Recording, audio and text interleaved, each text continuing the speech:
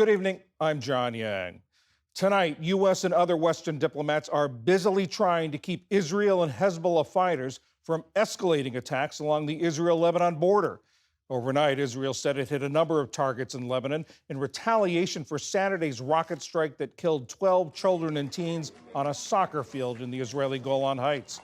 While that response appeared to have been limited, Israeli Defense Minister Yoav Gallant vowed today that Hezbollah will pay a price. I moved to the Army's Northern Command to see the response plans. This is Hezbollah we are talking about, Iran's proxy in the region. Hezbollah will not be cleared of this event, despite its ridiculous denials. It is committed to shooting and will bear a heavy price for its actions. And fighting in Gaza continues. Gaza Health Ministry officials say at least 15 Palestinians are dead after two separate Israeli airstrikes on Khan Yunis. Israel says they're acting to prevent Hamas from regrouping. With just 100 days until Election Day, former President Donald Trump's running mate is stepping up attacks on the presumptive Democratic nominee, Vice President Kamala Harris. Visiting a Minnesota diner, Senator J.D. Vance criticized Harris on the economy, immigration, and policing. Vance's attacks don't seem to be dampening Democrats' enthusiasm, though. The Harris campaign says it raised $200 million in its first week. The campaign says most of the donations came from first-time contributors. In California, the weather is helping firefighters combat the state's largest wildfire so far this year. Cooler temperatures and higher humidity are bringing some relief to Butte County area.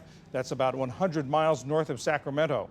The park fire there has burned about 600 square miles over a period of 4 days. Nearly 2,500 firefighters are battling the blaze, and they say they'll try to take advantage of the favorable conditions to make more progress. At the Paris Olympics, American women dominated in the pool. U.S. swimmers won gold and silver medals in the women's 100-meter butterfly.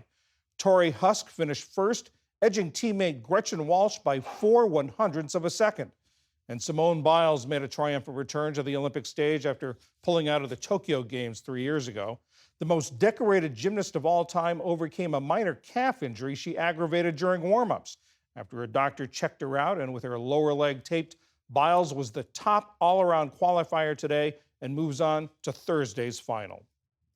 And Irish writer Edna O'Brien has died. In a career that spanned nearly 6 decades, O'Brien went from outcast to the pride of Ireland. Her debut novel, Country Girls, told the story of young Irish women struggling in an oppressive, male-dominated world. It was banned in Ireland, but acclaimed abroad. Her more than 20 books challenged Irish society's views on gender, sex, and religion. O'Brien had recently talked about being treated for cancer. She was 93. Still to come on PBS News Weekend, how a shortage of pediatricians is putting kids at risk for a lifetime of poor health. And one woman's fight for the rights of Americans with disabilities. This is PBS News Weekend from WETA Studios in Washington, home of the PBS NewsHour, weeknights on PBS.